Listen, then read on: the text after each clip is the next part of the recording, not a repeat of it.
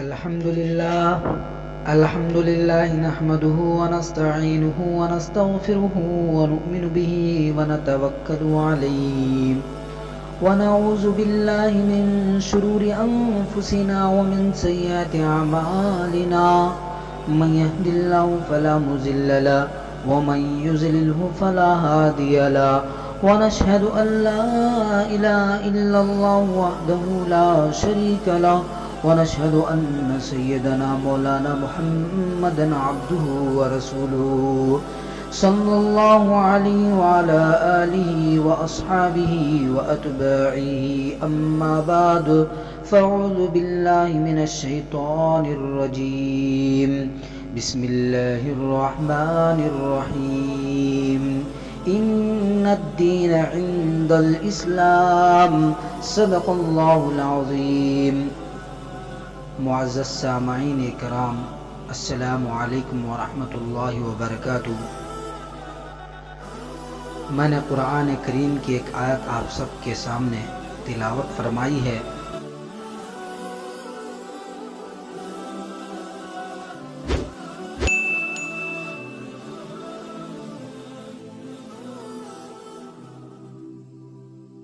اسلام کے بارے میں ایک گمراہانہ طریقہ ہے ہمارے پاس. جیسا کہ ہمارے یہاں جب بھی دین سے متعلق کوئی حکم بیان کیا جائے یا ان کو بلایا جائے تو اس میں ایک گمراہانہ طریقہ رائج ہے ہمارے پاس.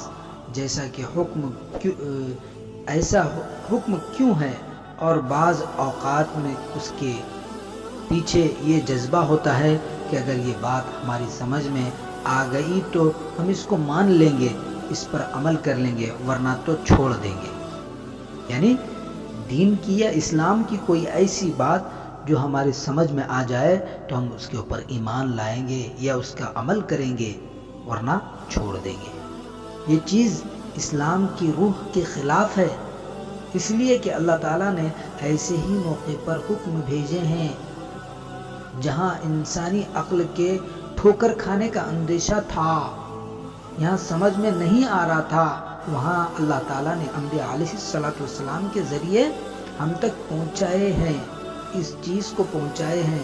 ورنہ آپ کو صفائی اور گندگی جس طرح سمجھ میں آتی ہے، یہ میٹھا اور کھٹا تم کو سمجھ میں آتا ہے، وہاں پر انبیاء علیہ السلام کی ضرورت نہیں پڑی. جہاں پر تمہارا دماغ کام کرنا بند کر دیتا ہے، جہاں پر تمہارے پاس کوئی جواب نہیں ہوتا، جہاں تمہاری سائنس اور تمہارا دماغ کام کرنا بند کر دیتا ہے، وہاں پر اللہ تبارک و تعالیٰ نے انبیاء علیہ السلام کو یہ اسلام کے بارے میں بتلانے کا حکم دیا ہے. یہی چیز ہے اسلام کی روح. حالانکہ اسلام کی روح کے خلاف ہے، ہم ہر چیز کرنے کے لیے تیار ہیں. جہاں انسان کی عقل ٹھوکریں کھانا شروع کر دیتی ہے، وہاں پر اللہ تبارک و تعالیٰ نے انبیاء علیہ السلام کو بھیجا ہے.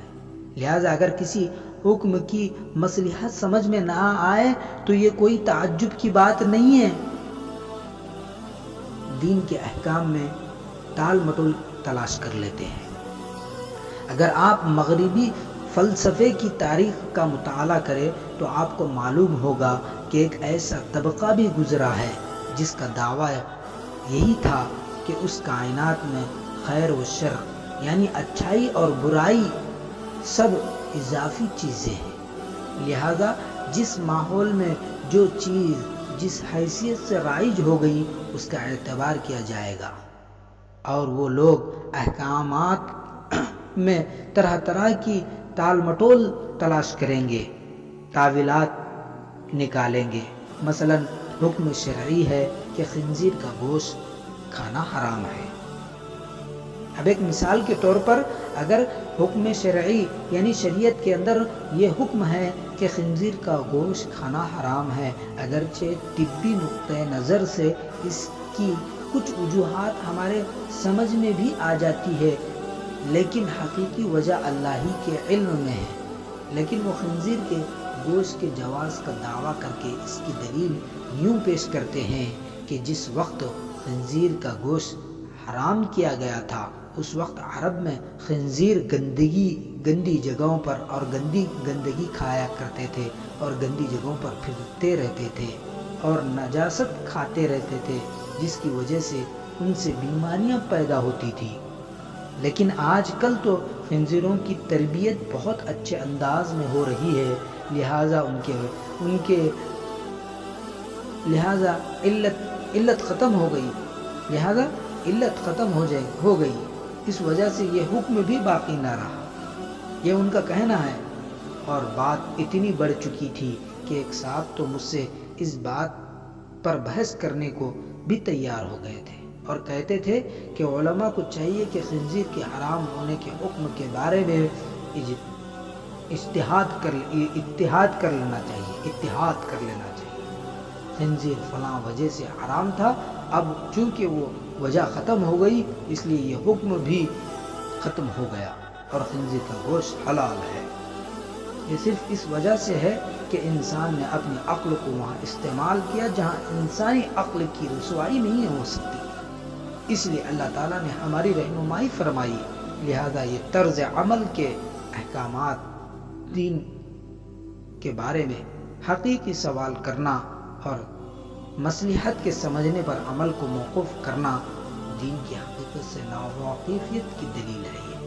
اس کو دین سمجھ میں نہیں آیا، وہ اگر کسی چیز کی مصلحت کو فلسفوں پر اور سائنسدانوں پر اگر رکھ دیتا ہے تو انبیاء علیہ السلام کو اس دنیا میں آنے کی ضرورت نہیں تھی۔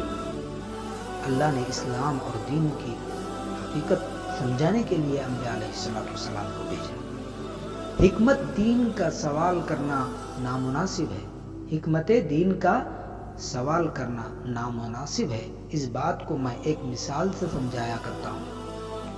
آپ کو معلوم ہے کہ دنیا میں انسانوں کے 2 درجے ہوتے ہیں، جن میں سے ایک درجہ غلامی کا جو الحمدللہ ختم ہو چکا ہے اور اس کی جگہ ملازمت آ گئی ہے، جو غلامی سے بہت کم درجے نسبت رکھتی ہے، کیونکہ غلامی میں غلام کو 24 گھنٹے کام کاج اور خدمت وغیرہ کے لیے موجود ہونا ضروری ہوتا تھا، ان کی کوئی تنخواہ بھی مقرر نہیں ہوتی تھی، جبکہ ملازمت میں 24 گھنٹوں میں سے مخصوص وقت تک کام کاج کرنے پڑتے ہیں، نیز ملازم کو تنخواہ بھی دی جاتی ہے۔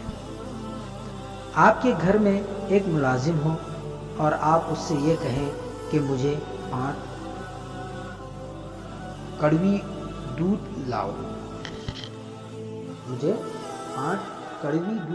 لا کر دو، اور وہ ملازم کہے کہ آپ یہ دودھ کیوں منگوا رہے ہیں، اس کی وجہ بتائیے، جب تک آپ مجھے اس کی وجہ نہ بتلائیں گے میں آپ کو دودھ نہیں لا کر دوں گا۔ تو بتائیے اس کے مقابلے میں آپ کو کیا رد عمل ہوگا؟ ظاہر ہے آپ اس سے ناراض ہوں گے، حالانکہ وہ بھی آپ ہی کی طرح ایک انسان ہے، لیکن آپ اسے نہیں بتاتے کہ وہ اللہ جو خالق و مالک اور کائنات کی تمام چیزوں کا عالم ہے، اس کے مقابلے میں تمہارا علم کیا حقیقت رکھتا ہے؟ تم سب کو معلوم ہے اس کی خدائی کی قدرت، وہ کالے رات میں کالی پہاڑ پر کالی چونٹی کے چلنے کی آہٹ کو اور اس کی چاہت کو اور اس کی بنبناہٹ کو سنتا ہے۔ اتنا علم رکھنے والا اللہ، لہذا بندے کو یہ حق کیسے دیا جا سکتا ہے کہ وہ کہے کہ پہلے مجھے اس کی حکمت بتاؤ پھر اس پر میں عمل کروں گا۔ اس بارے میں قرآن کریم میں اللہ تعالیٰ نے فرمایا، جب اللہ اور اس کے رسول کی طرف سے کوئی حکم آ جائے تو مومن مرد و عورت کے لیے اپنے کام میں کوئی اختیار نہیں رکھنا چاہیے۔